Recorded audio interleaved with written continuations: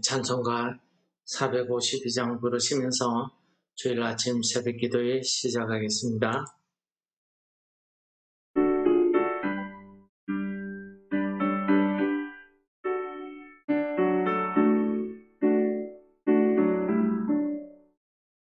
내 모든 소원 기도의 제목 예수님답기 원함이라. 예수님 형상 나누기 위해 세상에 모게 졌네. 예수님답기 내가 원하네. 날 구원하신 예수님을 내 마음속에 새겨두사 주님의 형상이 지소서. 무한한 사랑 풍성한 긍휼 슬픈 자 위로하시는 주. 길 잃은 죄인 부르는 예수 그 형상답게 없소서. 예수님답기 내가 원하네. 날 구원하신 예수님을 내 마음속에 새겨두사 주님의 형상이 지소서. 겸손한 예수 거룩한 주님 원수의 멸시 참으시사 우리를 위해 고난을 받은 구주를 닮게 하옵소서. 예수님답기 내가 원하네. 날 구원하신 예수님을 내 마음속에 새겨두사 주님의 형상이 지소서.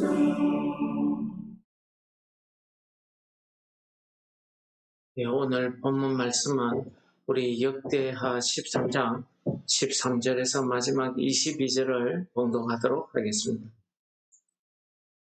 여로보암이 유다의 뒤로 둘러 복병하였으므로 그 앞에는 이스라엘 사람들이 있고 그 뒤에는 복병이 있는지라.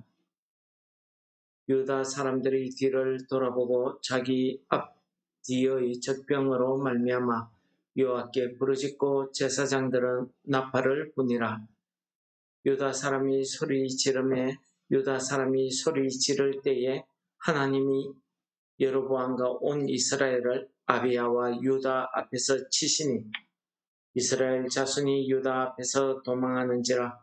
하나님이 그들의 손에 넘기셨으므로 아비야와 그의 백성이 크게 무찌르니 이스라엘이 택한 백성들이 죽임을 당하고 엎드려진 자들이 50만 명이었더라.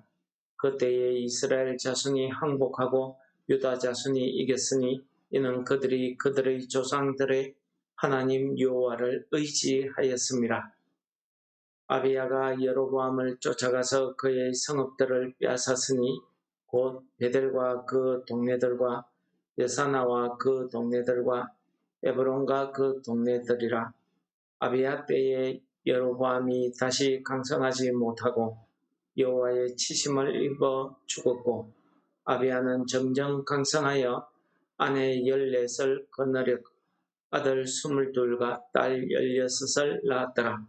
아비야의 남은 사적과 그의 행위와 그의 말은 선지자 이도의 주석책에 기록되니라. 아멘. 오늘 본문 말씀은 어제 내용에 이어지는 말씀이 되겠습니다. 이 역대하 13장은 한마디로 북이스라엘과 남유다의 전쟁 이야기입니다.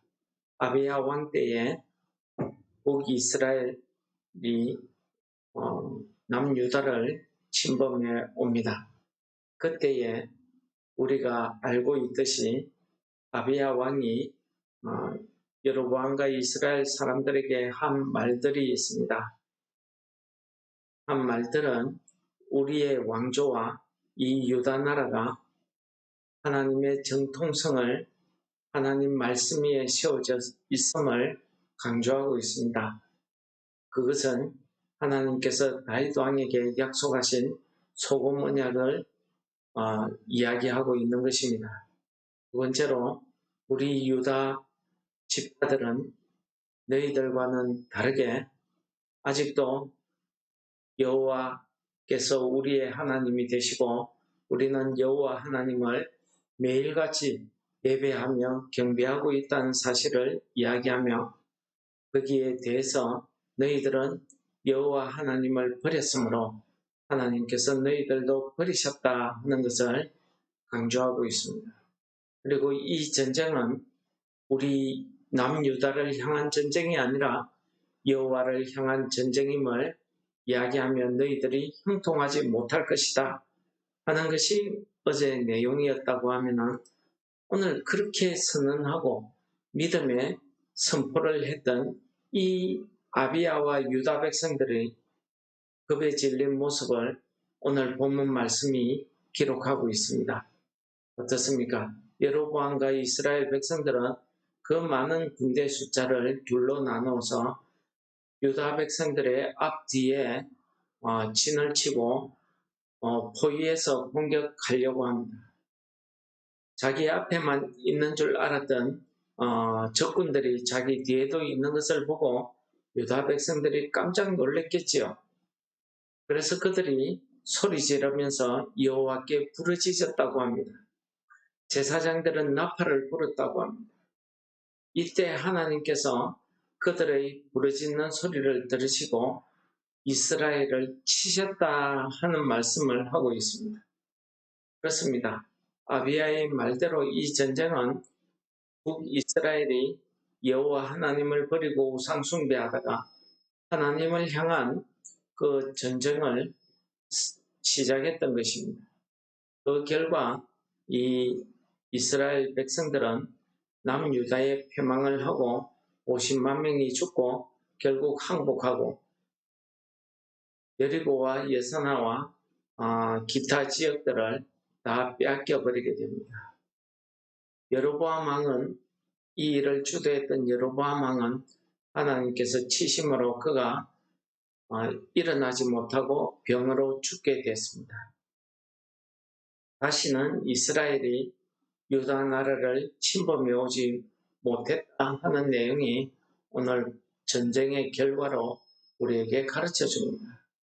한편 하나님께서는 이 아비야 왕을 강성하게 하셨는데 그 예를 들어서 그의 아내가 14명이고 그는 많은 아들들과 딸들을 얻었다 하는 말씀을 우리에게 들려주고 있습니다. 오늘 이 본문 말씀이 오늘을 살아가는 우리 그리스도인들에게 하나님의 자녀들에게 우리 성도들에게 들려주시는 메시지가 있습니다. 무엇입니까? 우리가 이 땅을 살아갈 때에 우리가 당하게 되는 여러 가지 큰 어려움과 슬픔이 우리에게는 끊임없이 우리를 덮쳐오고 있다는 사실을 깨닫게 해줍니다. 이 일은 어떤 경우에는 우리가 감당할 수 없고 우리가 깜짝 놀라서 소리 지르며 놀라서 놀랄 수밖에 없는 그런 엄청난 일들이 우리에게 닥칠 수가 있다는 사실을 깨닫게 해주시는 것입니다. 그렇습니다. 오늘 하루도 우리가 건강하게 내주어진 일을 잘 해낼 수 있는 것, 그것 하나만 해도 얼마나 우리가 감사한지. 우리의 삶 속에 우리가 감당하지 못하는 슬픔과 시험과 태산 같은 이런 어려움이 우리에게 닥칠 때에 우리는 놀라서 소리 지를 수밖에 없습니다. 그러나 그럴 때에 하나님께서 우리의 소리를 들으신다는 것입니다. 오늘 본문 말씀에서는 부르짖는다, 소리 지를 때에 이런 말씀들이 기록되고 있는데, 부르짖는다는 것은 하나님 앞에 기도한다는 것이고, 소리 지른다는 것은 놀라서, 이스라엘 백성들이 놀라서 겁에 질린 상태 아닙니까? 이것을 해석할 때에 물론 기도로 부르짖는 기도 소리다라고 해석할 수도 있겠습니다. 그러나 문맥 앞뒤를 살펴보시면 이것은 하나님 앞에 부르짖는 기도 소리라기보다는 유다 백성들이 자기 앞뒤에 호위하고 있는 적군을 보고 놀라서 지르는 소리 아니겠습니까? 우리가 태산 같은 이런 어려운 일들을 당할 때 내 힘으로 할 수 없는 그런 큰 시험에 빠지고 좌절에 빠질 때에 우리는 소리 지를 수밖에 없다라는 사실입니다. 정신 차리고 우리가 참 믿음으로 기도해야 됨에도 불구하고 우리는 큰 일을 당하고 어려운 시험에 빠지면 우리는 슬퍼하거나 울부짖거나 소리 지를 수밖에 없다라는 것입니다. 이게 우리가 할 수 있는 일이라는 사실입니다. 여러분, 저는 오늘 이 본문 말씀을 읽으면서 나중에 뒤에 나오겠지만 여호사밧 왕 때에 아람 군대가 쳐들어왔을 때 그 아람 군대가 랍사게가 하나님을 모욕하면서 협박하는 편지를 보냈을 때 여호사밧 왕이 그것을 들고 하나님 앞에 가서 그 편지를 펼쳐놓고 울부짖는 그 장면이 생각이 나는 것입니다. 할 수 있는 일이 없습니다. 모욕을 당하고 비웃음을 당해도 내가 할 수 있는 일이 아무것도 없다는 사실을 깨달을 때 우리가 할 수 있는 것은 소리 짓는, 울부짖는 것, 이것밖에 없다라는 것입니다. 그러나 그럴 때에 하나님께서 우리의 부르짖는 소리에 응답하셔서 우리 앞서 이 일을 해결하신다는 사실을 오늘 본문이 가르쳐주고 있습니다. 백성들이 소리 지르고 제사장들이 나팔을 부를 때 하나님께서 이스라엘을 치셨다라고 기록하고 있습니다. 유다 백성들이 나가서 싸웠다가 아닙니다. 하나님께서 이스라엘 백성들을 치심으로 이스라엘 백성들이 유다 백성들 앞에서 도망했다는 것입니다. 이게 뭡니까? 겁을 집어먹은 거죠. 공포에 떨은 거죠. 하나님께서 치시니 싸울 마음이 사라진 겁니다. 겁을 집어먹고 도망가기 바빴던 것입니다. 유다 백성들은 뒤를 쫓아가면서 그때 죽은 이스라엘 군대 숫자가 80만 명 중에 50만 명이 죽었다고 합니다. 이스라엘이 항복하고 다시는 남유다를 공격하지 못했다는 사실입니다. 남북전쟁에 종지부를 찍는 그런 큰 사건이 되었습니다. 여러분, 우리가 이 땅을 살아갈 때에 이런 어려운 시험에 빠지거나 슬픈 일을 당하거나 우리가 할 수 없는 그런 큰 일을 당할 때에 우리의 연약한 모습이 그대로 드러나는 것 같습니다. 낙심하거나 울부짖거나 이것을 오늘 본문은 소리 지를 때에라는 말로 표현한 것입니다. 얼마나 놀라고 당황했겠습니까? 앞에만 적군이 있는 줄 알았더니 자기들 뒤에도 있어서 사방으로 호위를 당했다는 사실을 깨달았을 때 그들이 얼마나 놀랬겠습니까? 그래서 놀라서 소리 지른 것입니다. 그런데 하나님께서는 그 소리를 들으시더라는 사실입니다. 물론 우리가 하나님 앞에 격식을 갖추어서 기도하며 부르짖는 기도 중요하지요. 그러나 우리가 말 못할 시험에 당할 때에는 기도도 나오지 않는 것입니다. 다만 울부짖고 소리치는 수밖에 없더라는 것입니다. 사무엘 어머니 한나가 그 억울한 마음에, 그 부끄러운 마음에, 그 안타까운 마음에 소리 지르지도 못하고 울부짖고 있을 때 하나님께서 한나의 기도를 들으시고 그에게 사무엘을 허락하셨던 것입니다.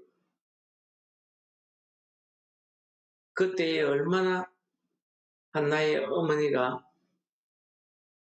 울면서 울었던지 마치 얼굴이 벌게서 술 취한 줄 알았다고 성경은 기록하고 있지 않습니까? 그렇습니다. 우리가 하나님 아버지, 거룩하신 하나님, 이렇게 기도하지 않아도 하나님께서 우리의 슬픈, 우리의 울부짖는 소리에 응답하시더라는 사실을 오늘 본문이 가르쳐 주시는 것입니다. 이것이 하나님을 의지하는 그리스도인의 모습입니다. 내 힘으로 내가 어떻게 해보려고 하는 것이 아니라 하나님 앞에 나서 그저 내 심령을 통회하는 것입니다. 내어놓는 것입니다. 그때에 하나님께서 일하시더라는 것입니다. 우리의 말, 우리의 여러 가지 이야기가 필요치 않습니다. 예수님께서도 그러지 않습니까? 눈먼 그 장님에게 찾아가셨습니다. 내가 무엇을 원하느냐? 그 말씀하시는 것. 그렇습니다. 내가 무엇을 원하느냐 하는 그 답변이 오늘 본문은 소리 지를 때라고 표현한 것입니다.